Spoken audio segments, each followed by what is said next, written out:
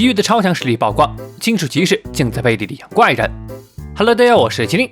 时隔1个月的休刊，《一拳超人重置版》第228话终于是更新了。上回说到，龙卷和奇遇的世纪大战，以龙卷耗尽力量，被奇遇好言说教为结局，终于落下了帷幕。两姐妹之间的矛盾也因为奇遇的劝解而就此结果。大战虽然是结束了，但两人还留下了一堆烂摊子，等着英雄协会去收拾呢。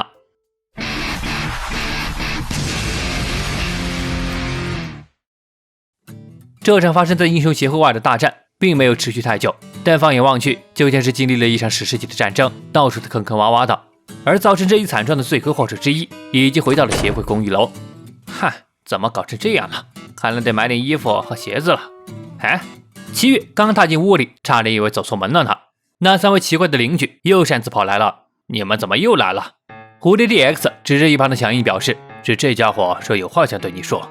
只见强硬一改之前的姿态，甚至取下了耳机、墨镜和帽子，郑重地说道：奇遇，之前是我的不对，你是需要衣服和鞋子对吧？要是不介意是我穿过的，要多少我都能给你哦。哦对了，这附近有一家味道超棒的店，下次我们一块儿去怎么样？怎么突然觉得好恶心？我们好歹是同为 A 级的同伴呢，今后还请多多指教哦。强硬的态度转变令蝴蝶 DX 和索尼蛤蟆都看愣了。这次没等奇遇赶人，强硬就自个儿杵着拐杖表示不打扰了。之后要是有什么困扰的事都可以跟我说，那就先走了。到了屋外，两人才问起强硬这是怎么回事，难不成是被车撞成了人格分裂？强硬戴好装备后，将之前在医院看到的情景告诉了他们。我在医院看到的那家伙战斗的样子，他的动作实在太离谱了，我想就算我们3个一块上都不是其对手，甚至连10秒都难说能不能扛住，差距就是这么大。你这说的也太夸张了，还是回去好好睡一会儿吧。之前那地震其实不是怪人造成的，而是这家伙的战斗。说罢，强硬也不管两人信不信，指着走廊里表示，那条狗得好好照顾才行。我们接纳奇遇吧。画面一转，英雄协会地下收容所里，因为奇遇不小心掉进了诡计怪人的监狱，随后一拳干死的怪人队跟座山包一样都在走廊里，看得英雄们是心有余悸，这场面更来到了地狱似的。闪电 Max 还一脸认真的分析道，这地下的怪人都被打得看不出原形了，估摸着是怪人间的内斗吧。A 级第6位青叶也表示，从这周围扭曲的打斗痕迹来看，这些怪人在生前怕也是相当危险的怪物，竟然把这些怪人收押在总部里，英雄协会也太草率了吧。不对，我刚才不是说过了吗？话音刚落，身后便传来了睡学组里善元的声音。你是说这些都是一个 A 级英雄干的？看错了吧，这些可都是诡计怪人呀。善元几人是一个劲儿的摆手，表示没看错。而在他们不远处，吹雪组里另外几人也正在质问协会负责人。哈，明明就是你们协会干部亲自出面接待的客人，怎么会不知道那阅读呢？两负责人都推脱道，他们只是刚好有空来看看，啥也不知道。在两人身后，一名独眼负责人正脸色阴沉地旁听着。这时有英雄前来表示，他知道阅读，来人正是此前参与过怪杰作战的 C 级英雄机械超能力。你们应该是被骗了吧？在我们超能力界，阅读是一个被视为都市传说的秘密集团，其本身就是个谣言，估计是怪人协会的残党想夺回他们的首领赛克斯，而设下了表面上是交易的圈套吧。我记得怪人协会里确实有好几个超能力者。话音落下，睫毛几人皱着眉头，显然不太愿意相信这样的结果。而那一旁阴沉的独眼干部反倒露出了戏谑的笑。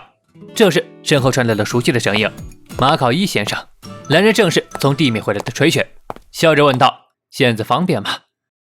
避开人群后，吹雪直言道，这些没有记录在名单上而偷偷养在地底下的诡计怪人是怎么一回事？吹雪组差点全死在这儿。独眼尴尬地解释道，那些怪人都是金属骑士研究新武器的实验品。两人话音刚落，吹雪就拿出了一份表格，这上面记录着英雄协会花高价和其他组织进行怪人交易的记录。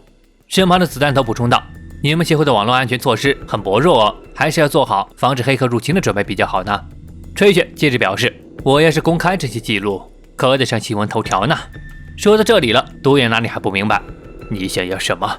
吹雪嘴角一扬，趁现在监控都坏了，只要把这些怪人残躯扔到地面上，不管是龙卷的暴走，还是这个设施的损坏，都能掩盖成是和诡计怪人的争斗所致。这样一来，你们一举消灭了这么多怪人，想必也能重新获得那些富豪们的信任了。这个是个难得的财路。吹雪的一番话，令独眼是万万没想到，这不完全是在替他们协会考虑吗？换来的条件仅仅是撤销对龙卷的处罚，何乐而不为呢？只见英雄协会外的空地上，吐起了一个大土包，随后轰的一声炸裂开，那堆怪人残躯飞溅而出，散落在附近。此番动作正是龙爵的手笔。此刻没人注意到他眼神注视的方向，一会儿交代的怪人头颅恰巧落在公路上。此时追血组车队正好路过，其中一辆车打开了车门，车里吹雪释放出念动力，竟然从怪人头颅里把赛克斯给抽出来了。落到车内后，便立马让手下人开车径直驶离了英雄协会。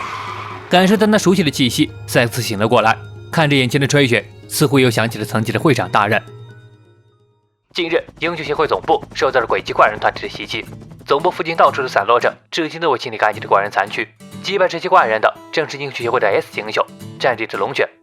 在新闻爆出后，入住英雄公寓的富人们虽然经历了一番地震，但知道有 S 级英雄出马解决，心里还是很放心的。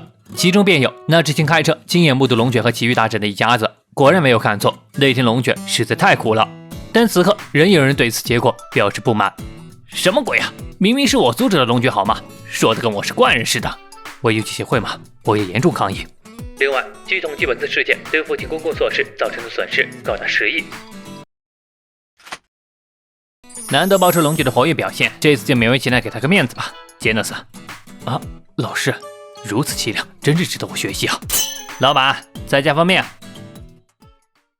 英雄协会总部虽然明面上的解释糊弄过去了，但赛克斯的逃走可不是小事。协会人事叫来了龙卷，龙卷解释道：“这次骚乱给了他可乘之机，可能从那天花板的洞逃走了吧。总之都是我的错，我会负责把他找回来的。关于赛克斯的搜查任务，就交给我一个人吧。”话音刚落，不出意外的被一堆人怒骂：“明明就是你的暴走才导致这些事件的发生，有什么资格在这儿自说自话？全交给你，到底有没有再好好反省？”龙卷也不客气的回怼道：“最后还不是靠我，民众对你们的信任才得以恢复，你们那不检点的行为也得以隐瞒。再说了，不就是几只龙级怪人吗？我随便弄几只回来不一样吗？况且赛克斯的力量波动，我可是好好记着呢。追踪这事儿，难道还有比我更好的人选吗？行了，就这样吧。那些只会给我拖后腿的英雄，我不需要。”说完也不等人回应，就往外面走去。只见那独眼皱着眉头，没想到你会自我反省，然后提议自己搜查，真是穿得有些可爱啊，龙卷。龙卷回过头来，笑着表示：“是吗？只是偶尔也会有心情好的时候吧。”呵呵，那就再好不过了。与此同时，童弟的研究所里，他正难以置信地看着屏幕上的信息。我就觉得这次事件不太对劲，所以就试着入侵英雄协会的系统看看，这不都是在隐瞒不正当的行为吗？好了，到这里就是《一拳超人》第228话的全部内容了。本话主要是龙卷大战后的收尾工作，也借此引出了一些芯片上的东西，比如金属骑士在背地里用怪人机器实验的消息，还有龙卷配合着吹雪将赛克斯掩人耳目的救了出来。想必之后除了会探寻赛克斯从第3只眼看到的未来外，还会牵扯到那神秘的阅读组织。新的篇章正在悄然拉开序幕。那么喜欢本期视频的，别忘了点赞和关注哦。在麒麟主页还能找到一拳原作版的解说。我是麒麟，我们下期见。